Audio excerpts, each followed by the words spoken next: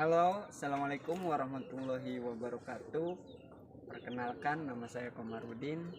Saya kuliah di STIE MBI Manajemen Bisnis Indonesia dengan NIM 190100025. Ya, Di video kali ini saya akan menjelaskan tentang manajemen pemasaran internasional.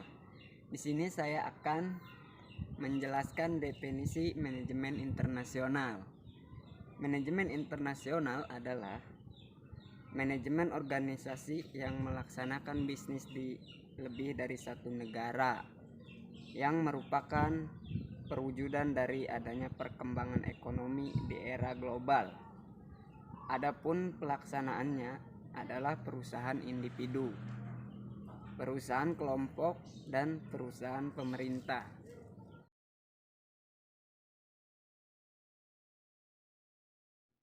Selanjutnya, di sini akan saya menjelaskan pengertian manajemen pemasaran internasional.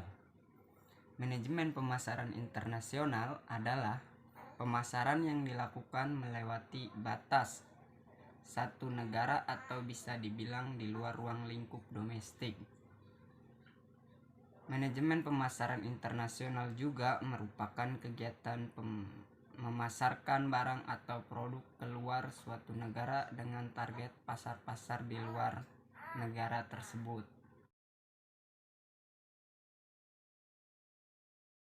Dan manajemen pemasaran internasional menurut para ahli, pengertian manajemen pemasaran menurut Winardi, manajemen pemasaran ialah proses pengambilan suatu keputusan, perencanaan, pengawasan aspek-aspek pemasaran sesuatu perusahaan sehubungan dengan konsep pemasaran di dalam sistem pemasaran. Pengertian manajemen pemasaran menurut Sofyan As-Sauri, manajemen pemasaran adalah kegiatan aktivitas menganalisis, merencanakan, mengkoordinasikan, serta mengendalikan semua kegiatan yang terkait dengan perencanaan serta peluncuran produk,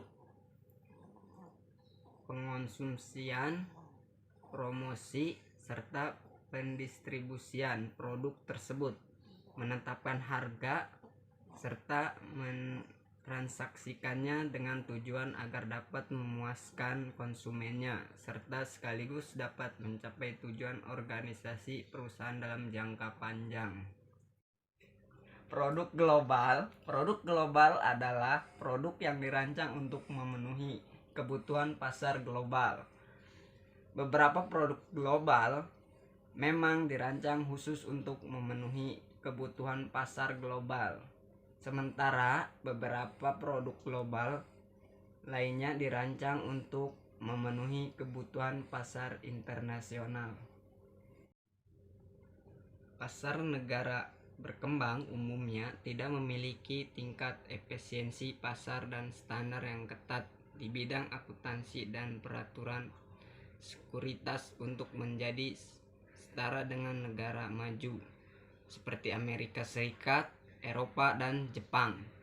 Tetapi pasar negara berkembang ini biasanya akan memiliki infrastruktur keuangan fisik termasuk bank, sebuah bursa saham, dan mata uang bersatu. Atau negara-negara dengan aktivitas sosial atau bisnis dalam proses pertumbuhan dan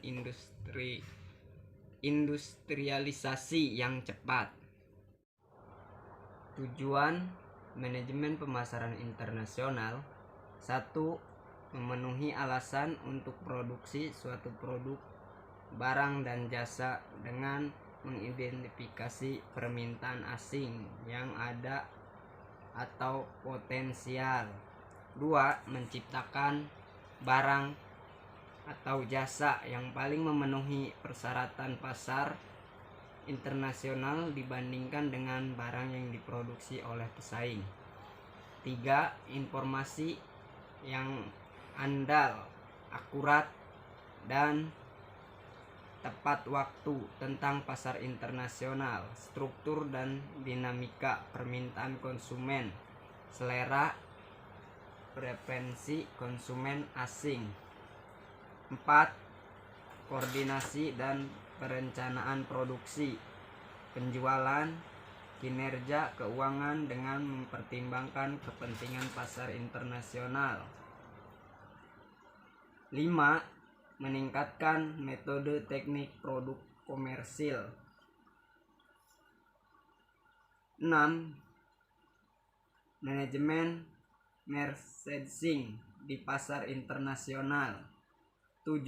Ruang lingkup kontrol internasional atas penjualan barang dan jasa.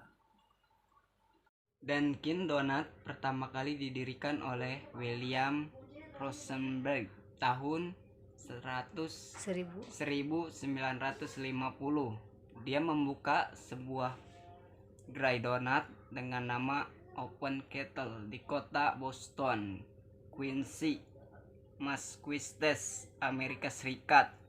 Tak disangka gerai donat miliknya itu tumbuh dengan pesat. Hal ini terbukti dari makin bertambah banyaknya jumlah pelanggan yang tahun 1950 Rosenberg pun memutuskan mengubah nama Open Kettle menjadi nama lain. Setelah melalui proses yang panjang, terpilihlah nama baru yaitu Dunkin' Donut. Bersama dengan perubahan nama tersebut, dirintislah sistem finansi waralaba untuk perusahaan ini.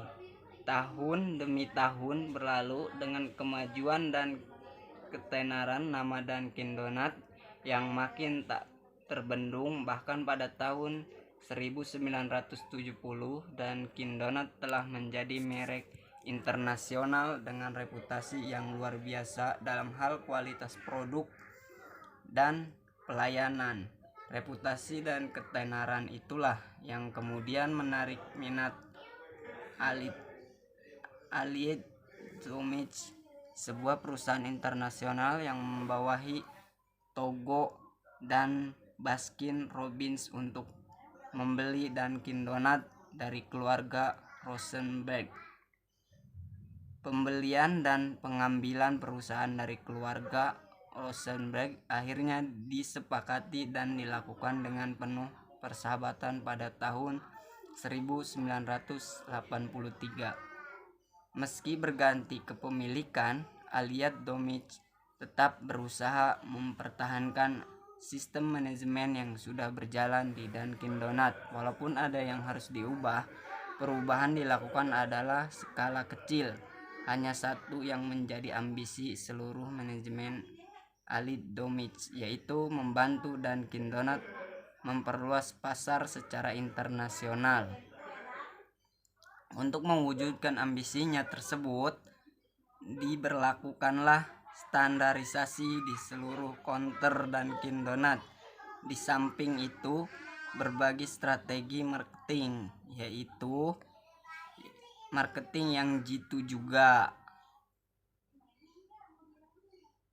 mulai dilancarkan, seperti selalu berusaha memperbarui desain sesuai dengan tren, fokus terhadap kualitas produk, serta berusaha memaksimalkan kepuasan pelanggan dengan didukung sumber daya manusia yang handal.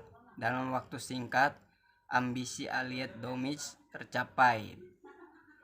Dunkin' Donut berhasil memperluas pasar secara menakjubkan, sehingga gerainya tidak hanya terbesar di benua Amerika, tetapi juga di benua Eropa dan Asia, termasuk ke Indonesia. Dari saya penjelasan manajemen pemasaran internasional. Wabillahi taufiq wal hidayah. Wassalamualaikum warahmatullahi wabarakatuh.